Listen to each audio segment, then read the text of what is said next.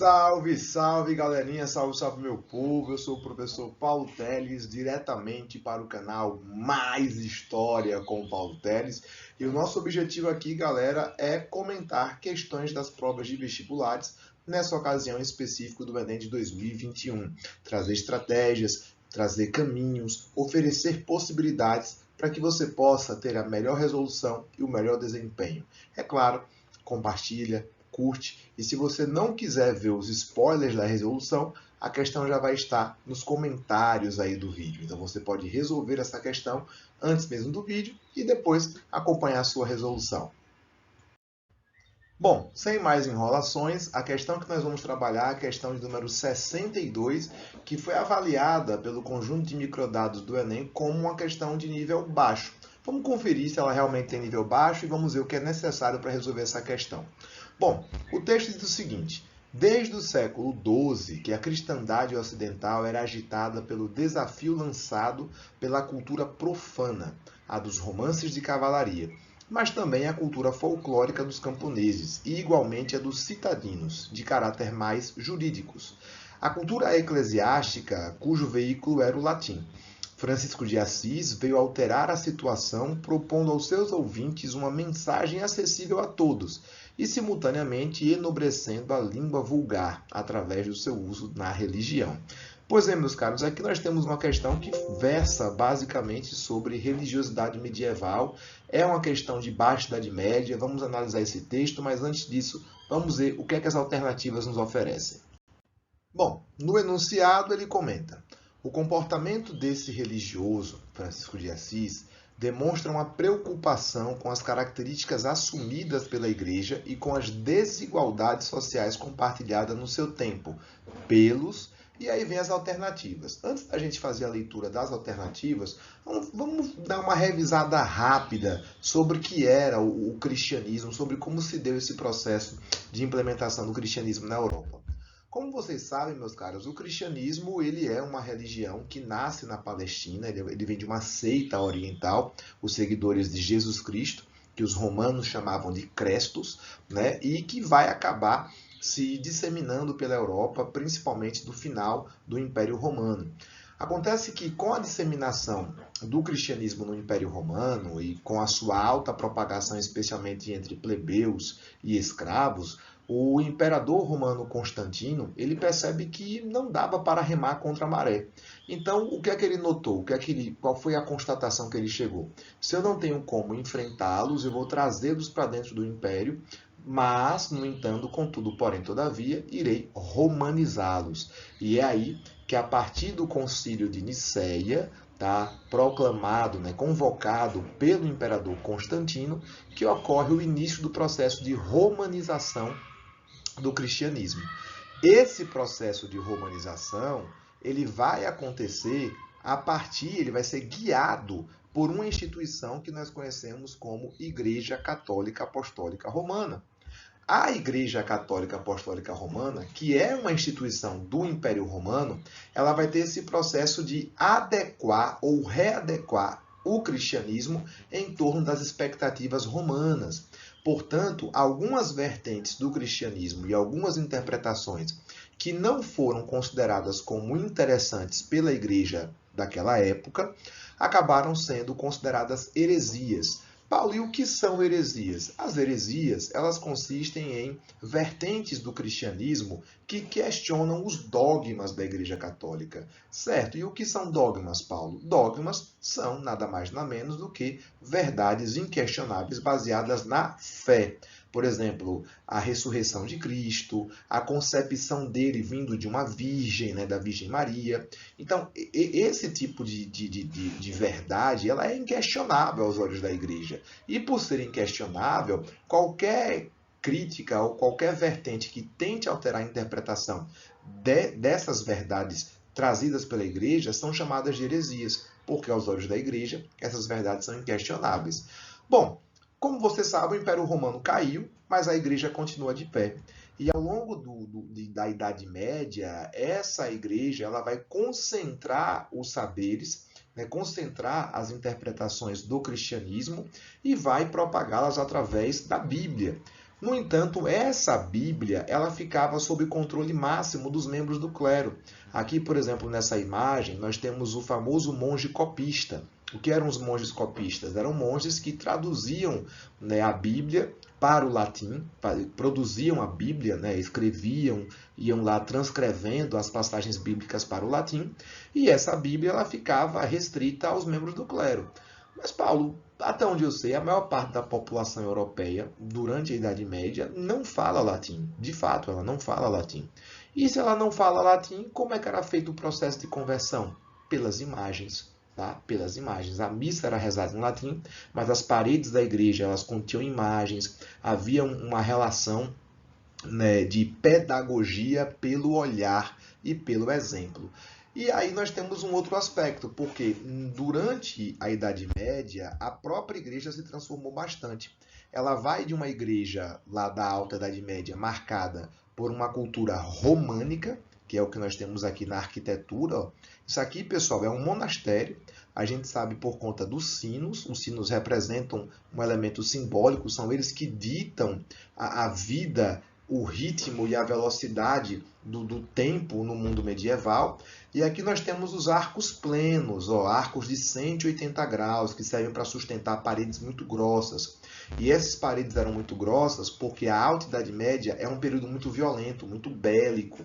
Então, os prédios construídos pela igreja, eles tinham como propósito a proteção. As próprias construções da época eram voltadas para a proteção. Observe, por exemplo, como as janelas são estreitas, né, exatamente para dificultar as invasões. Bom, o tempo foi passando e aí todo o mundo medieval ele também foi se transformando e nós chegamos na Baixa Idade Média.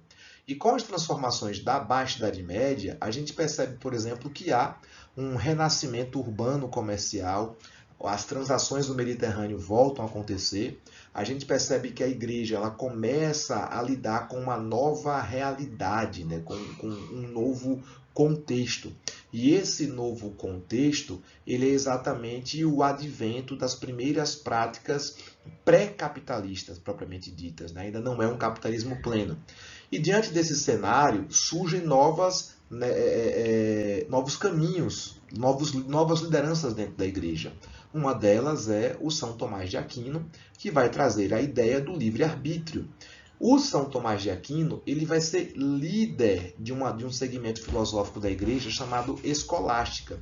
É bom lembrar que existiam dois segmentos filosóficos na igreja católica. Um era o segmento agostiniano, lá que surge na Alta Idade Média, e o outro será o segmento tomístico do São Tomás de Aquino.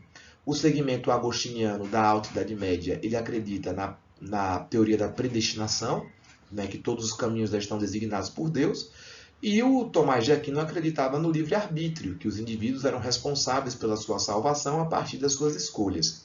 No entanto, ainda que houvesse muitas transformações, a igreja ela manteve um comportamento de crítica à acumulação material. Ela criticava a acumulação material, uma vez que ela defendia a teoria do preço justo. E o que seria essa teoria do preço justo? Que as pessoas não deveriam cobrar nenhum valor que fosse além do valor devido. E o que é o valor devido? A soma do valor da mão de obra mais o valor da matéria-prima. Significa dizer que eles condenavam o lucro.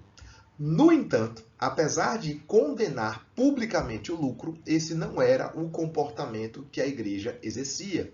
Por exemplo, quando nós observamos as catedrais, onde vão surgir as primeiras universidades, aqui está um pouco cortado, mas aqui é universidade, tá? As catedrais elas já demonstram, por exemplo, transformações arquitetônicas. Você já percebe aqui os chamados arcos ogivais, que remetem uma projeção para o céu.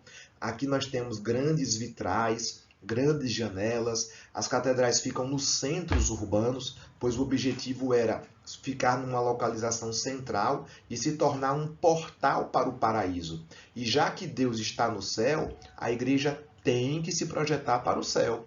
E já que Deus é luz, então a igreja tem que ter muitas aberturas, muitas entradas de luz, como é o caso dessa Catedral de Notre Dame. No entanto, para construir tudo isso, a igreja mobilizava uma grande exibição de luxo e opulência.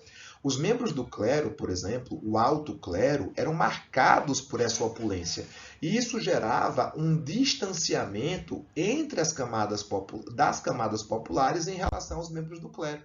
E, consequentemente, com esse distanciamento, a igreja ela se preocupou, porque já que as pessoas, as camadas populares, não se identificavam mais com a Igreja Católica, elas vão buscar outras formas de relacionamento com Deus. A igreja, preocupada com isso, começa a acusar esses movimentos de movimentos heréticos. No entanto, não dá para você simplesmente sair perseguindo todo mundo a esmo, porque a igreja precisa de uma base de sustentação. E é nesse caso que se destaca o nosso querido São Francisco de Assis. Qual é a grande importância do São Francisco de Assis? São Francisco de Assis, ele retoma o discurso da caridade. Ele retoma o discurso do voto de pobreza. Ele retoma o discurso de que era necessário se desligar dos bens materiais. Logo, São Francisco de Assis traz uma proposta de reforma que a igreja entende e aceita, pois essa proposta de reforma espiritual, de reforma do comportamento, além de não negar os dogmas, porque São Francisco não nega os dogmas da Igreja Católica, servia também para reaproximar a igreja das camadas populares. Portanto, São Francisco de Assis é sim o representante de um reatamento das relações da Igreja Católica com as camadas populares. Paulo, e os grupos que não foram considerados reatados, os grupos que a Igreja não reconheceu? Para esses grupos, a Igreja vai despejar o Tribunal do Santo Ofício. E aí, esse Tribunal do Santo Ofício, também conhecido como Inquisição, vai perseguir todo e qualquer movimento que era considerado herético. Pois bem, diante desse resumo de Igreja Católica medieval, vamos para a questão. Vamos lá. Desde o século XII que a cristandade ocidental era agitada pelo desafio lançado pela cultura profana. Então ele está dizendo aqui que a cristandade ela já tem desafios, né? ela já é um campo de disputa. E quem é que disputa a atenção das pessoas? Os romances de cavalaria, a cultura folclórica dos camponeses e a cultura folclórica dos citadinos, tá? Que tem um caráter mais jurídico. Todas essas culturas, elas são rivais da cultura eclesiástica, uma vez que a cultura eclesiástica ela é pautada no latim. Então, há um distanciamento. Há os grupos que seguem os elementos populares, que conseguem falar uma linguagem mais interessante para o povo, e há o grupo eclesiástico oficial liderado pela igreja. Por isso que ele fala aqui no texto, ó, Francisco de Assis veio alterar a situação, propondo aos seus ouvintes uma mensagem acessível a todos simultaneamente, enobrecendo a língua vulgar através do seu uso na religião. O que era a língua vulgar? A língua falada pelas pessoas no cotidiano. Então, Francisco de Assis, ao falar a língua que o povo entende, ele retoma esse processo. Ele retoma esse processo de reconquista das pessoas, uma vez que essas pessoas estavam se aproximando de movimentos que a igreja não concordava e que a igreja considerava, né, heréticos. Bom, indo agora para a questão propriamente dita, é interessante que você consiga entender por que os itens podem estar errados. Na prova do Enem, os itens podem estar errados por 4 razões. Primeira, extrapolação, que é quando o item vai além do que está sendo proposto pelo contexto da questão. Segunda possibilidade de erro, contradição, que é quando ele está ao contrário do que está sendo proposto. Outra possibilidade de erro, simplificação, que é quando o item reduz a apenas uma razão, é como ele estivesse minimizando a importância do que está sendo tratado. E por fim, maçã podre, que é quando o item está todo bonito, todo lindo, mas tem uma palavrinha que torna o item equivocado. Uma outra coisa que eu comento com meus alunos é, perguntas tão longas como essa não nos interessa. Gente, é preciso entender a pergunta. E para entender a pergunta, nada melhor do que você simplificá-la. Ele coloca aqui, ó, o comportamento desse religioso demonstra, tá? Demonstra 2 coisas. Ele demonstra uma preocupação com as características assumidas pela igreja e ele demonstra uma preocupação com as desigualdades sociais, tá? Compartilhada no seu tempo. Então, meus caros, agora que você já sabe o que ele está te dizendo, ele está dizendo o seguinte, o comportamento desse religioso demonstra 2 coisas. Só que ele não está perguntando o que está sendo demonstrado, porque o que está sendo demonstrado já foi posto no texto. Ele vai te perguntar como essa preocupação é compartilhada, né? A partir de que a gente entende, a partir de que a gente percebe, por exemplo, como essa preocupação foi compartilhada. Então vamos ler novamente o enunciado. O comportamento desse religioso demonstra uma preocupação com as características assumidas pela Igreja e com as desigualdades sociais compartilhada no seu tempo pelos ou pelas. Bom, essa preocupação foi compartilhada pelos senhores feudais? Não. E que preocupação é essa? A preocupação, meus caros, de se aproximar do povo. A preocupação de trazer o povo para dentro dos movimentos religiosos. Os senhores feudais, eles estão preocupados com isso? Não. Então, cara, erro de contradição. Não tem nada a ver com senhor feudal. Até porque aqui nós temos uma disputa religiosa. E qual era a disputa religiosa que havia naquela época? Igreja Católica contra todo e qualquer movimento que ela considerava contrário a ela. E os movimentos que a Igreja Católica consideravam contrários a ela eram os movimentos heréticos. Portanto, resposta correta, letra B de bola. Mas continuemos. A preocupação foi compartilhada pelos integrantes das cruzadas. O texto não fala sobre cruzadas. Isso aqui é um erro de extrapolação. Ele vai além do que está sendo proposto. As cruzadas estão em outra temática. Corporações de ofício, extrapolação também. O texto não trata de corporação de ofício. Claro que nós tivemos preocupação religiosa nas cruzadas, não está mencionado no texto. E claro que as corporações de ofício existiram, mas também não estão mencionadas no texto, assim como as universidades medievais também não estão. Portanto, meus caros, resposta letra B. Nós temos 3 erros de extrapolação e um erro de contradição. Espero que vocês tenham gostado, espero que essa resolução tenha sido útil, ficou um pouco longa, mas aqui nós temos uma boa revisão de cultura medieval, de Igreja Católica para vocês e que vai lhes ser útil para responder diversas outras questões. Um forte abraço, eu sou o professor Paulo Teles e esse é o canal Mais História com Paulo Teles. Tchau, tchau!